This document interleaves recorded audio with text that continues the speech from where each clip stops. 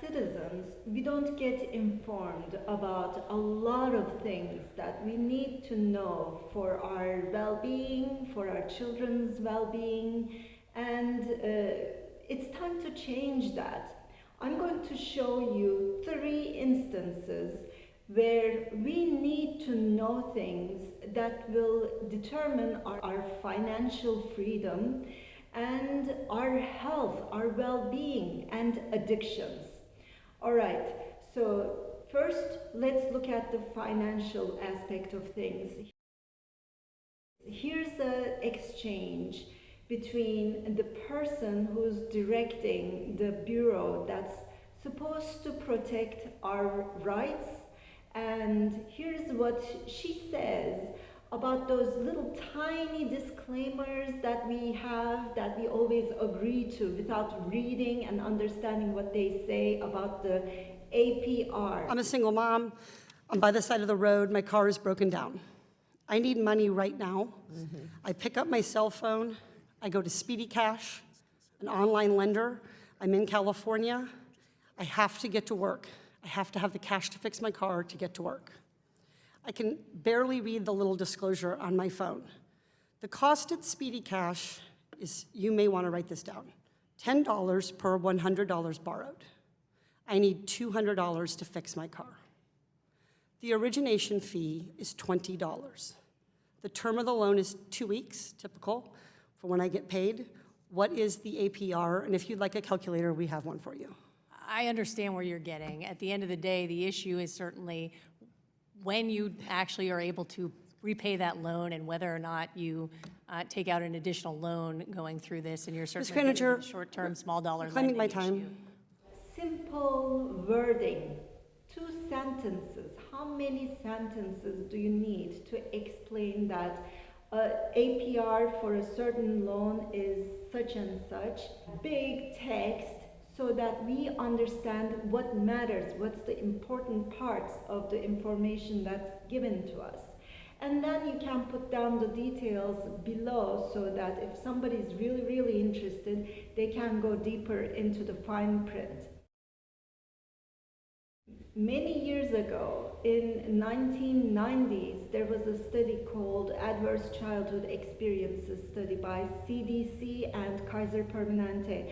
It was done on 17,000 people. Researchers found that the toxic experiences in childhood really impact our well-being in adulthood.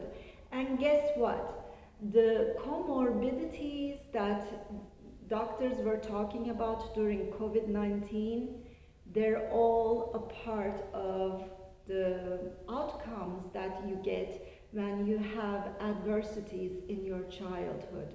Maybe the way to prevent epidemics like COVID-19 isn't really through masks and quarantines, but it's through taking care of our well-being and reducing the stressors in our lives and in the lives of our children. And by stressors, I mean more than just the 10 items that were discovered during the ACEs study. And I'll get back to that when we listen to one of the developers of this study, Dr. Anda. What the ACE study did is it sought to take a look at how childhood experiences influence neurodevelopment, the adoption of health risk behaviors and risk factors for preventable diseases. We looked at 10 categories of adverse childhood experience. We looked at abuse, physical, emotional, and sexual abuse, childhood neglect, that included physical and emotional neglect, and what we called household dysfunction, which was growing up in households where there's mentally ill caregivers or mentally ill people in the home, household substance abuse, domestic violence, parental separation or divorce, or criminal behavior in the house. So those are the 10 categories of experiences that we called adversity. And what we found when we studied them is that they're really common. And the second thing we found is that when there's one of those types of experiences in the life of a child, that there tends to be multiple others. So they're common, they're highly interrelated, they co-occur. And the third thing that we found is if you add up the number of categories of experience, that there is this cumulative impact of those experiences on the risk of public health problems. Many of the leading causes of death in the United States are somehow associated with ACEs, things like stroke, diabetes, risk factors for HIV/AIDS, cancers, and the behaviors that lead to those. We found that people who have high levels of adversity in their lives tend to die younger, so it causes premature mortality.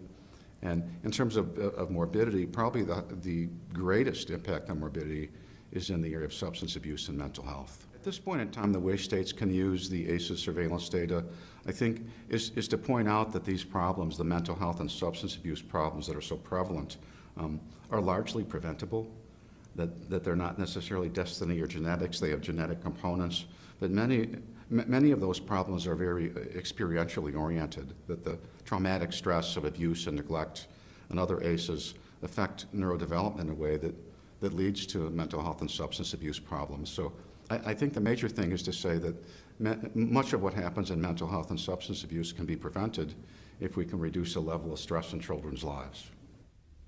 So you see, he's talking about the items of stressors that they explored back in the 1990s, and today, after 25 years, we know that the mechanism that causes the outcomes of the stressors is not just about neglect, it's not just about dysfunctional families, it's about bullying, for example, it's about poverty, it's about the stressors, toxic people, toxic places that you live in as a child.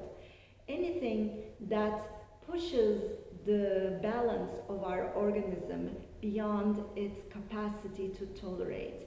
And it means all these diseases are preventable, and nobody knows about this. Watch this video about the Rat Park and the Vietnam War and how our soldiers overcame their opiate addictions.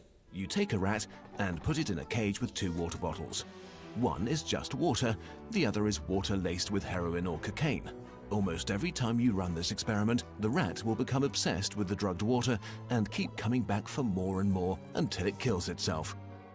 But in the 1970s, Bruce Alexander, a professor of psychology, noticed something odd about this experiment. The rat is put in the cage all alone. It has nothing to do but take the drugs. What would happen, he wondered, if we tried this differently? So he built Rat Park, which is basically heaven for rats. It's a lush cage where the rats would have colored balls, tunnels to scamper down, plenty of friends to play with, and they could have loads of sex. Everything a rat about town could want. And they would have the drugged water and the normal water bottles. But here's the fascinating thing. In Rat Park, rats hardly ever use the drugged water. None of them ever use it compulsively. None of them ever overdose. But maybe this is a quirk of rats, right? Well, helpfully, there was a human experiment along the same lines, the Vietnam War. 20% of American troops in Vietnam were using a lot of heroin. People back home were really panicked because they thought there would be hundreds of thousands of junkies on the streets of the United States when the war was over. But a study followed the soldiers home and found something striking. They didn't go to rehab. They didn't even go into withdrawal. 95% of them just stopped after they got home. In our current theory of addiction, this makes no sense, but in Dr. Alexander's theory, it makes perfect sense. How can we make our environments healthier? How can we make our addicts happier so they find no reward in their addictions, their substances anymore?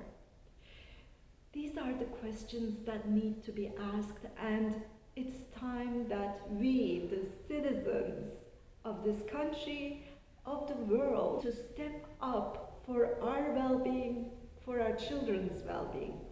And that's why I have no tech savvy, but I'm building a platform where we can come together, hire advocates to represent our rights about topics that matter and in places that matter. That director, Consumer Financial Protections Bureau, needs to know that we care about how information is provided to us, that it's accurate, and that we want changes made, even if the banks are just happy by charging us more for every cent that we borrow.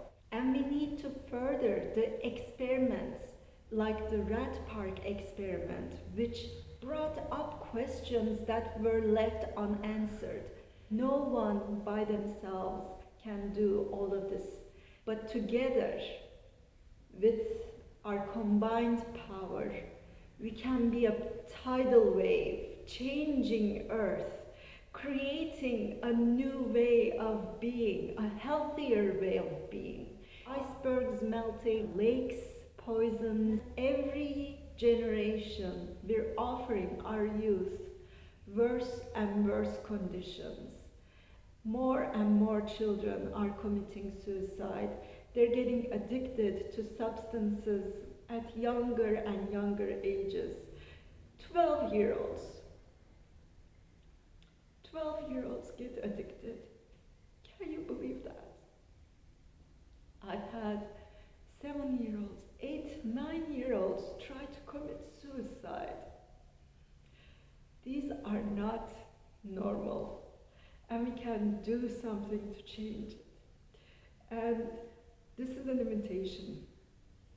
If you're tired of being voiceless, if you're tired of the way everything is going in your life, then sign up below. Show me that you care.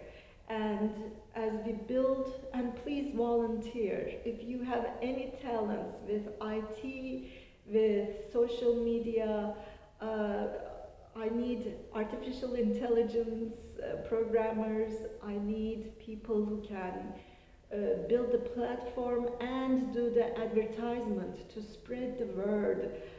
I am one person, but this knowledge is accurate. Check it up for yourself. And even if my voice isn't heard, spread the news because it's important. Spread the word because it matters. Because we don't have to suffer through the life that we have right now. We could create heaven on earth together. And so far we've created hell. It's time to change it. Sign up below.